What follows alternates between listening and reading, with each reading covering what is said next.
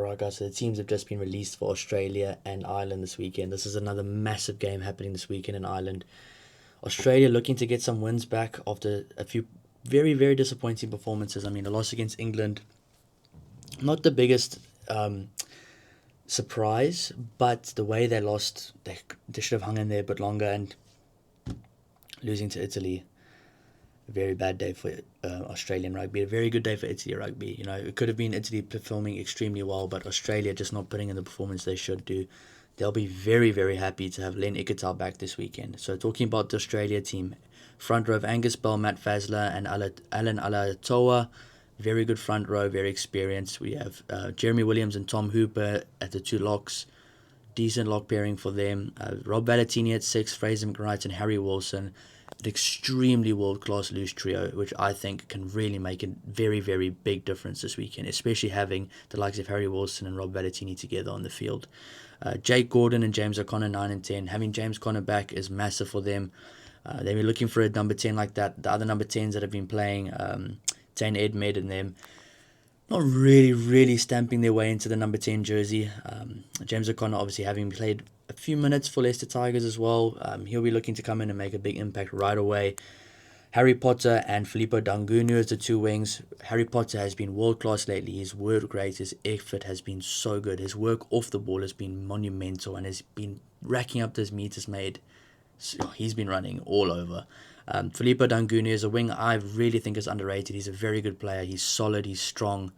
They're really missing the likes of a Kurabeti right now, but I think Dangunu can fill that role. He really can for them. He's a very good player. Len Ikitau and Joseph Akuso Sawali'i together in the centres. Now, Joseph Sawali'i and Len Ikitau have really built up a connection this year. Massive cohesion in the centre pairings, having the British and Irish Lions together, beating South Africa at Ellis Park, taking the All Blacks far, having a few good games against Argentina as well. They're going to look to carry on the cohesion going forward. They are both a very young centre pairing, and Len Ikitau being now popped back from Exeter Chiefs, where he's had some cracking games with a very good Exeter Chiefs team. He's going to be looking to keep up that form against a very good Ireland team, looking to make an impact as well. Max Jorgensen at fullback, quite a surprising choice. I honestly thought they would play him in the wing, but he is, wherever you put him, he's lightning fast, he's lightning quick, and he can change a game from ever. He is a massive game changer for the Wallabies. So I really do like this Wallabies team. Then you have the likes of Billy Pollard, Tom Robertson, and Zane Nongo on the bench. Pretty good front row on the bench. If you see who they're up against in Ireland, it's going to be a very tough ask for them. Nick Frost at lock, Carlo Tizzano on the bench, who I think is one of the best loose forwards in international rugby, and I will say that right now. I think Carlo Tizzano is such an underrated rugby player. He is so good, he's all over, and he's a try-scoring machine. Having him just in the 23 for the Wallabies already changes the dynamic of that team. Every single time he's come onto the field this year from the bench, he's made a massive impact. So people that don't know Carlo Tizzano, go watch him. He is a big-time player, and he will be a future star, that is for sure. He is one of the younger guys as well, but he has made a massive impact for the Wallabies since becoming an international player. I know he did play for Ealing Trailfinders back in the day in the championship, but now he's come over playing for the Western Force and really making an impact for Australia. Then you got Ryan Lonergan, Tane Edmed, and Andrew Killaway, which is quite a solid backline reserves on the bench.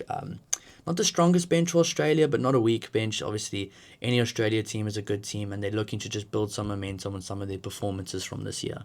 But now if we go over to the Ireland team, they have Paddy McCarthy, Dan Sheehan, and Tide Furlong in the front row. Very good front row. Dan Sheehan, one of the best hookers in the world, so it's going to be interesting how they match up there in the front rows. James Ryan and Tide Byrne, two locks for Ireland, who I clearly think are the better lock pairing on the day. Then in the loose forwards, you have Ryan Baird, Caelan Doris, and Jack Conan. I do think that the Wallabies have a better and stronger loose trio this week. Although it is very close, I do think that the Wallabies take it there. I just think they have a bit of a stronger loose trio with Harry Wilson, Fraser McWright, and Rob Valentini. Very world-class, especially with the likes of Carlo Tizzano coming off the bench. Jameson Gibson Park and Sam Prendergast. Prendergast getting a start over Jack Crowley. This is a very interesting call because I thought Jack Crowley's been quite solid lately. Obviously not very standout, but he's been solid. The likes of Sam Prendergast needs to put in a big performance because he's supposed to be this big star coming through, the next Johnny Sexton, but he hasn't really had that massive performance yet. He hasn't really shown that big performance. James Lowe and Tommy O'Brien on the two wings with Mac Hansen in the back. Mac Hansen at fullback, very big call for them. He's obviously played a few times like that for Connacht, so that's going to be good to see him there. Bring a bit of extra lightning in the back row and the back line, and he's going to be very interesting to watch. He's definitely one to watch against Max Jorgensen, two fellow Aussies as well.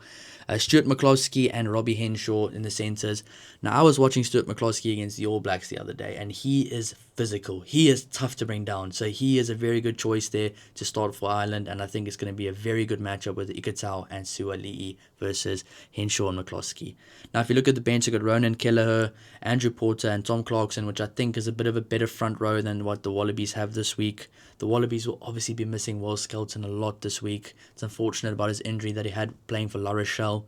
Then you have Nick Timoney, Kian Pendergast, Craig Casey, Jack Crowley, and Bundi Aki. I think the backline replacements for Ireland are much stronger than the Australian replacements this week. I do think so. I think that's where a clear difference can be made.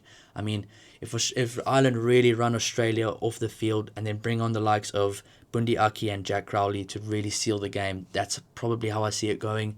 Unless the Wallabies put in a monster performance in the second half, and some of the guys will have to go 80 as well. So if I was to make a combined 15 between the two, I would probably go Angus Bell at 1, Dan Sheehan at 2, Tide Furlong at 3, James Ryan at 4, Tide Byrne at 5. Then I'd probably, on recent form, people might not like this, go with Rob Valentini 6, Fraser McWright 7, and Harry Wilson 8. And that's a big call to make. I just think Harry Wilson has been world class this year. At a point, I thought he was going to be nominated for World Player of the Year. He's been so good. Then at number 9, I will go for Jamison Gibson-Park. I think he's one of the best scrum-halves in the world, if not the best at the moment. Obviously, DuPont's injured. There's some really good scrum-halves as well. Cam Roy-Gard, Grant Williams, Cobus Reinach. I think Jamison Gibson-Park's been incredible. At number 10, I'm going to have to give it to James O'Connor over Sam Prendergast. I just think Sam Prendergast needs to put in a big performance. He's been slacking a little bit with his performances. Maybe getting a bit too comfortable.